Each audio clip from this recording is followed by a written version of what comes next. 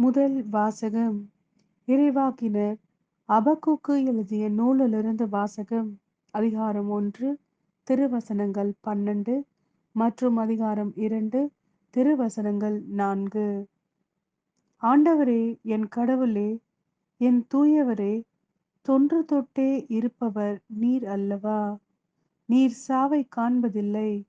ஆண்டவரே, அவர்களை எங்கள் தண்டனை தீர்ப்பாய் ஏற்படுத்தியவர் நீரே. புகலிடமே, எங்களை சாடும் சாட்டையாய் அவர்களை ஆக்கியவரும் நீரே.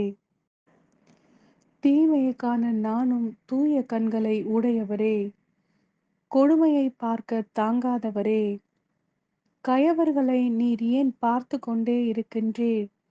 பொல்லாதவர் தம்மை விட நேர்மையாளரை விழுங்கும்போது நீர் ஏன் மௌனமாயிருக்கின்றீர்? நீர் மானிடரை கடல் மீன்கள் போலும் தலைமையில்லா ஊர்வன போலும் நடத்துகின்றீர். கல்தேய இனத்தார் மற்றெல்லாரையும் தூண்டிலால் பிடிக்கின்றார்கள், வலையால் வாரி இழுக்கின்றார்கள். தங்கள் பரியிலே சேர்த்து கொண்டு அகமகிழ்ந்து களிப்புறுகின்றார்கள். ஆதலால் தங்கள் வலைக்கு பலி செலுத்துகின்றார்கள், பரிக்கு தூபம் காட்டுகின்றார்கள்.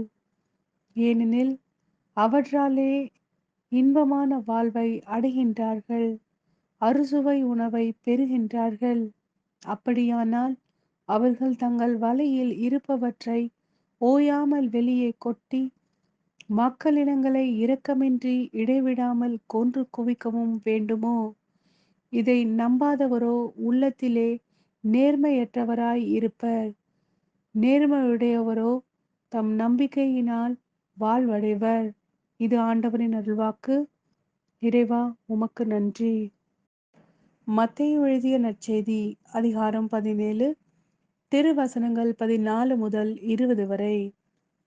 அவர்கள் மக்கள் கூட்டத்தினரிடம் வந்தபோது ஒருவர் அவரை அணுகி அவர் முன் முழந்தாள் படியிட்டு, ஐயா, என் மகனுக்கு இரங்கும். அவன் வலிப்பு நோயால் பெரிதும் துன்புறுகிறான். அடிக்கடி தீயிலும் தண்ணீரிலும் விழுகிறான். உம் சீடர்களிடம் அவனை கொண்டு வந்தேன். அவனை குணமாக்க அவர்களால் முடியவில்லை என்றார்.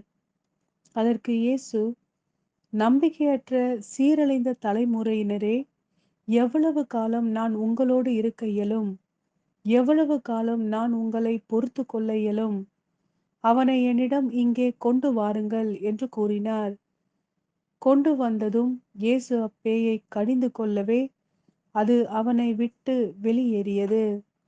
அந்நேரமே சிறுவன் குணமடைந்தான்.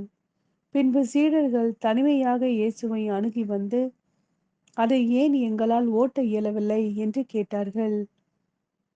இயேசு அவர்களை பார்த்து, உங்கள் நம்பிக்கை குறைவுதான் காரணம்.